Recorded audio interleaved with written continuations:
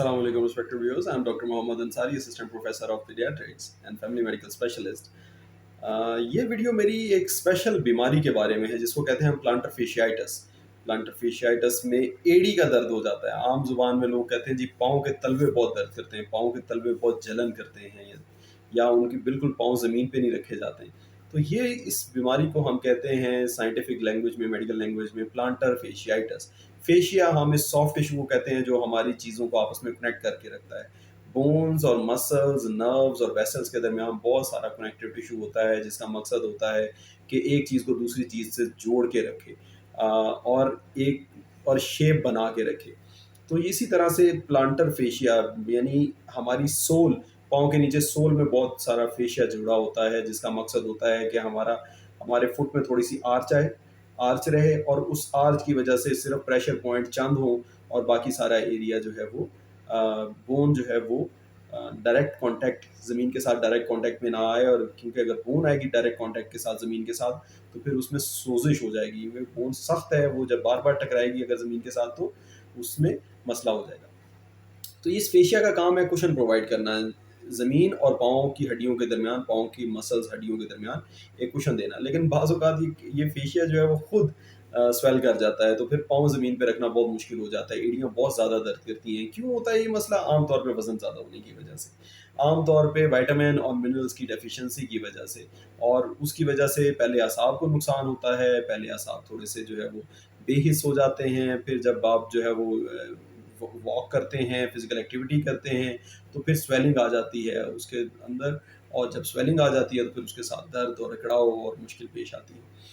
तो anti inflammatory मैंने जैसा कि बताया था, ये सारे मिनरल, ये माइक्रो न्यूट्रिएंट, एक और वीडियो में मैंने जो है वो डिटेल से बताया था कि डाइटरी चीज़ें जो हैं जो आपके जिस्म में एंटी इन्फ्लेमेटरी के तौर पे काम करती हैं, बहुत सारी डाइटरी चीज़ें वो इस जगह की सोजिश को दूर करती हैं। तो अगर आपके जिस्म में ओवरऑल कमियां हों लेकिन वज़न ज़्यादा हो, चर्बी ज़्यादा हुई हो, बैलेंस किस्म की आपका जिसामत ना हो, बैलेंस किस्म का आपका वज़न ना हो, बैलेंस किस्म की आपकी बॉडी हैबिटस ना हो, तो इसमें ऐसा हो जाता है कि एड़ियाँ जो है वो दर्द करना शुरू कर देती हैं। अब इसमें करना क्या है? सबसे पहले तो ये करना है, आपने रेस्ट करना है, एंटी इन्फ्लेमेटरी मेडिसिन लेनी है आपने। वो मेडिसिन लेनी है जो कि इन्फ्लेमेशन को कम करेगी।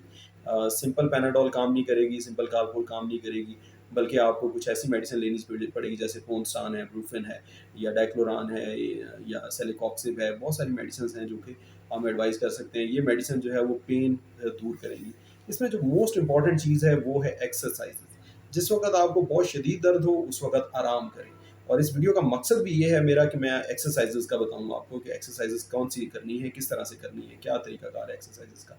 अब जब आपको बहुत शदीद दर्द हो उस वक्त आराम करें। जब आप पेन किलर ले लें और 8-10 घंटे, 12 घंटे, एक दिन गुजर जाए और आपका दर्द अभी बेहतर हो जाए, तो फिर आपने क्या एक्सरसाइज करनी है कि एक टांग को दूसरी टांग के ऊपर रखना है और अपने टो को पकड़ के ऐसे पीछे की तरफ स्ट्रेच करना है, और ऐसे बार बार ऐसे स्ट्रेच करना है, 10 तक काउंट करना है, फिर छोड़ना है, फिर ऐसे स्ट्रेच करना है, 10 तक काउंट करना है, छोड़ना है।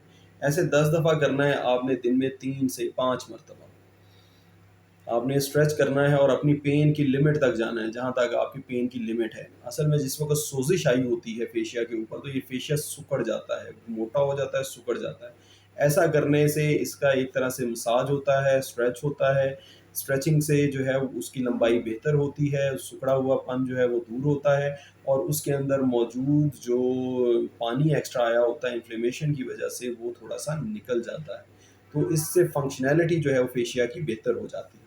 फिर आप जो है ये वाला एक्सरसाइज करें। जब आपका और अच्छा हो जाए और दर्द आपका तकरीबन ना होने के बराबर हो, तो फिर आपने क्या करना है कि आपने दीवार के साथ खड़े हो जाना है, दीवार के साथ ऐसे हाथ लगा के खड़े हो जाना है और अपनी टो के ऊपर अपने पंजों के ऊपर आपने ऐसे खड़े होना है 10 सेकेंड। 1 2 3 4 5 6 7 8 9 10, और फिर वापस नीचे पाँव।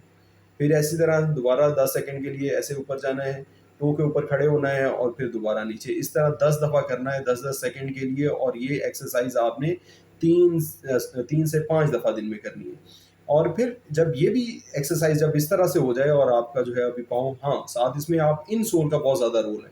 सिलिकॉन के इन सोल्स मिलते हैं जो कि बहुत फ़ायदा करते हैं।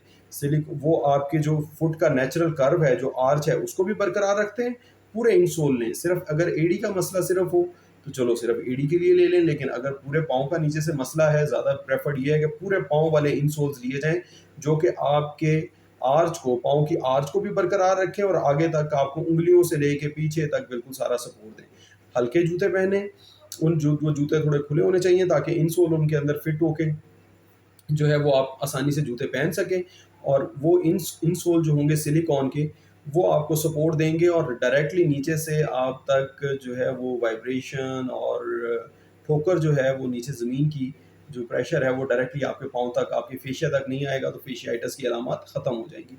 फिर लास्टली आपने ये करना है कि आपने अपनी एक्सरसाइज टॉलरेंस बढ़ानी है और अपना वजन कम करना है। एक दफ़ा प्लांटर फेशियाइटिस हो गया तो ये वार्निंग साइन है अब आपके लिए कि आपके जिस्म के बाकी जो सारे जोड़ हैं, जो बाकी सारी चीज़ें हैं, यानी लोअर लिम्ब के जो जोड़ हैं, बिग जॉइंट्स हैं, पेल्विक जॉइंट है, नी जॉइंट है, एंकल जॉइंट है, ये बिग जॉइंट जो है ना, ये अभी नेक्स्ट ये मुतासर होने जा रहे हैं।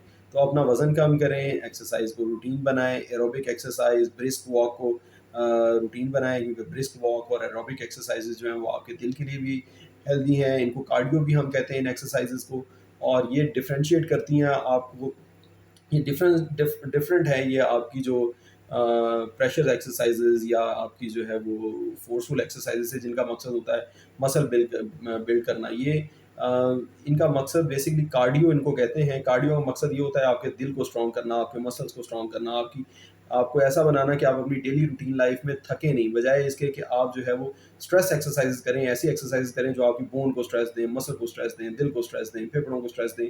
आप ऐसी एक्सरसाइजेज जो है वो सबको रिकमेंडेड है, जिनको हम कार्डियो कहते हैं या जिनको एरोबिक कहते हैं, जो कि जिनका मकसद ये है कि आपके जिस्म को डेली रूटीन एक्टिविटी के लिए तैयार करें।